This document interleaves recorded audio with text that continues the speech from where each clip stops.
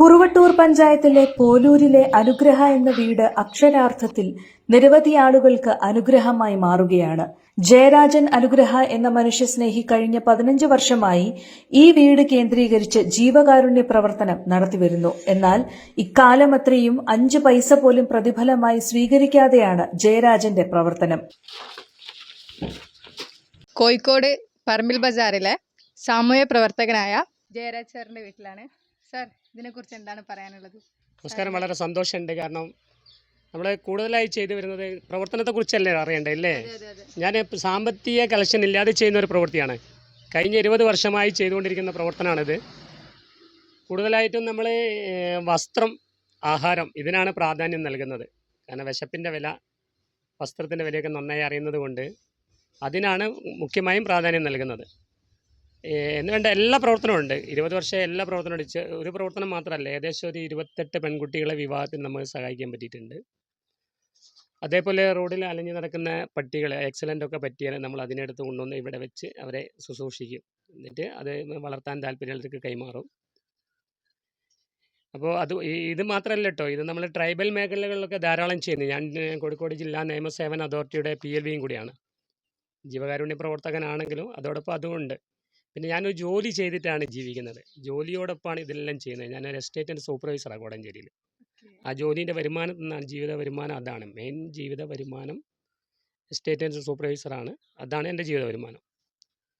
ഇതിലേക്ക് വരാനുള്ള ഇൻസ്പിറേഷൻ എന്തായിരുന്നു? ഇതിലേക്ക് വരാനുണ്ടായ ഇൻസ്പിറേഷൻ എന്ന് പറഞ്ഞാൽ 20 വർഷം മുമ്പ് ഞാനൊരു ചാനലിൽ ന്യൂസ് വാർത്ത കാണുകയാണ്. ഒരമ്മ 3 മക്കൾ, മനോരോഗികളായ 2 മക്കൾ. 2 മക്കളും മനോരോഗികളാണ്. വളരെ ദുരിതകരമായ ജീവിതം അനുഭവിക്കുകയാണ് അവർ. അത് ഞാൻ പോയി നോക്കുമ്പോൾ, ന്യൂസ് കണ്ട് ഞാൻ ആ വാർത്തേൻ്റെ അടിസ്ഥാനത്തിൽ പോയി നോക്കുമ്പോൾ 3 ദിവസമായി ആഹാരം കഴിച്ചിട്ട്. അന്ന് ഞാൻ താമസിക്കുന്നത് കോടഞ്ചേരി എന്ന് പറഞ്ഞ സ്ഥലത്താണ്. അപ്പം ഞാൻ കോടഞ്ചേരി വന്ന എൻ്റെ ഒരു കൂട്ടുകാരനുണ്ട്, ജോർജ് കുട്ടി വിളക്കുന്നേൽ. അവിടുത്തെ CPMൻ്റെ ഒക്കെ ഒരു പ്രവർത്തകനാണ്. അദ്ദേഹത്തിനോട് പോയി ഈ വിവരം ഞാൻ പറഞ്ഞപ്പോൾ തന്നെ അദ്ദേഹം എനിക്ക് ആ വീട്ടിലേക്ക് ആവശ്യമായ ധാരാളം സാധനങ്ങൾ വാങ്ങിച്ചു തന്നു. അപ്പോൾ അതെനിക്ക് വലിയൊരു പ്രോത്സാഹനമായി. അപ്പം ഞാൻ ഈ സാധനം ഈ അമ്മയ്ക്കും മക്കൾക്കും അവിടെ എത്തിച്ചു കൊടുത്തു. അതോടുകൂടെ ഈ വാർത്ത അങ്ങ് എന്താ പറയുക, മാധ്യമങ്ങൾ കൂടെയൊക്കെ അങ്ങ് പടർന്നു. അന്ന് വാട്സപ്പും ഫേസ്ബുക്കും ഒന്നുമില്ല, പക്ഷേ മറ്റുള്ള മാധ്യമങ്ങൾ കൂടെ, പത്രം, ചാനലിലൊക്കെ വാർത്ത വന്നു. പിന്നീട് നമ്മളടുത്തേക്ക് ആവശ്യങ്ങൾക്ക് വേണ്ടി ജനങ്ങൾ നമ്മളെ സമീപിക്കാൻ തുടങ്ങി.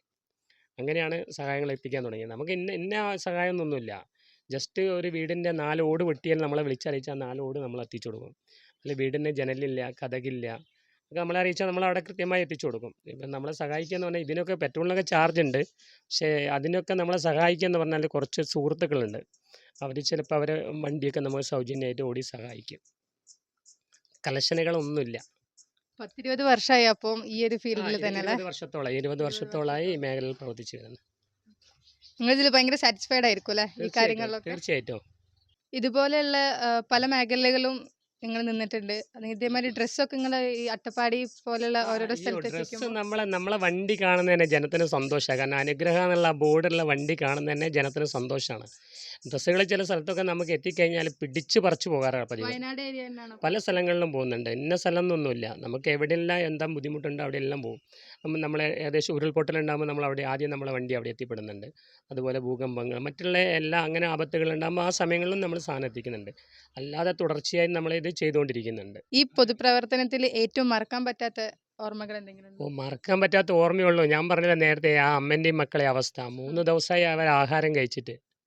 ആ ആഹാര സാധനങ്ങൾ അവരെ കയ്യിലേക്ക് കിട്ടുമ്പോണ്ടായ ആ സന്തോഷം ഉണ്ടല്ലോ, അതാണ് നമ്മളെ നിക്ഷേപം, അതാണ് നമ്മളെ സന്തോഷം.